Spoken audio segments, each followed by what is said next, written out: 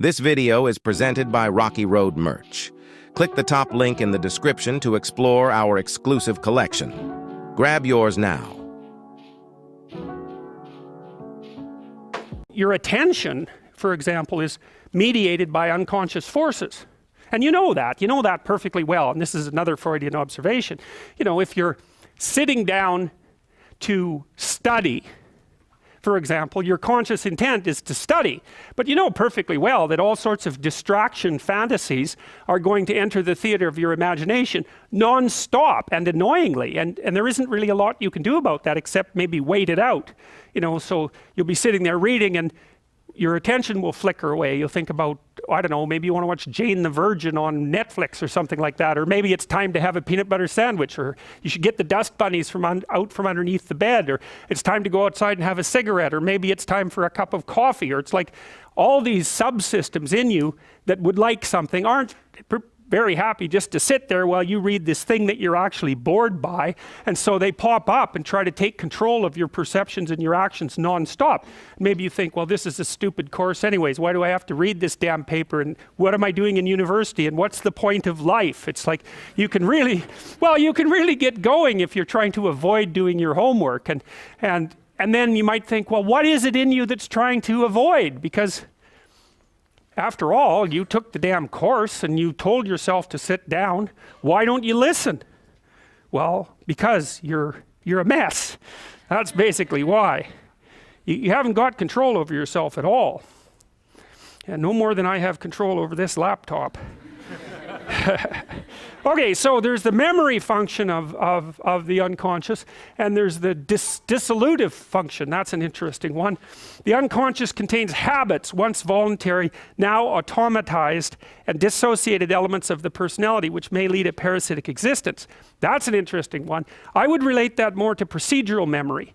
You know, so what you've done is practice certain habits, whatever they might be. Let's call them bad habits. And you like those things to get under control, but you can't. So maybe when you're speaking, for example, you use like and you know, and you say a lot. And you've practiced that, so you're really good at it. And you'd like to stop it, but you don't get to because you've built that little machine right into your being, right? It's neurologically wired. And it's not under conscious control. And anything you practice becomes that. It becomes part of you, and that's another element of the unconscious, a different part. And then there's a creative part, which is that, well, you know, you're sitting around and maybe you're trying to write something, or maybe you want to produce a piece of art or a piece of music, or maybe you're just laying in bed dreaming and you have all these weird ideas, and especially in dreams, it's like, where do those things come from?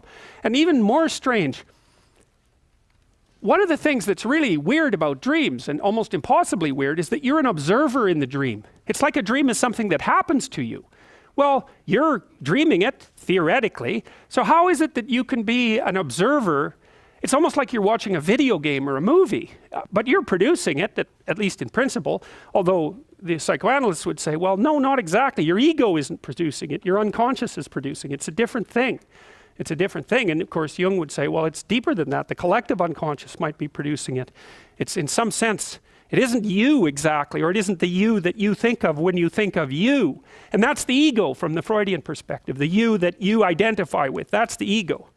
And outside of that is the unconscious. The id, that's more the place of impulses. And you could think about those as the biological subsystems that can derail your thinking, right? And that govern things like hunger and sex and aggression and your basic instincts is another way of putting it. And it's a reasonable way of thinking about it because these are subsystems that you share with animals. You share them certainly with mammals. You share most of them with reptiles. You share a lot of them with amphibians, and even going all the way down to crustaceans. There's commonality, for example, in the dominance hierarchy circuits. And so these are very, very old things.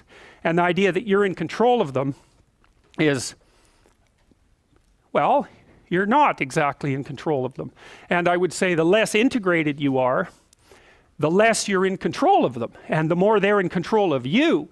And that can get really out of hand, you know.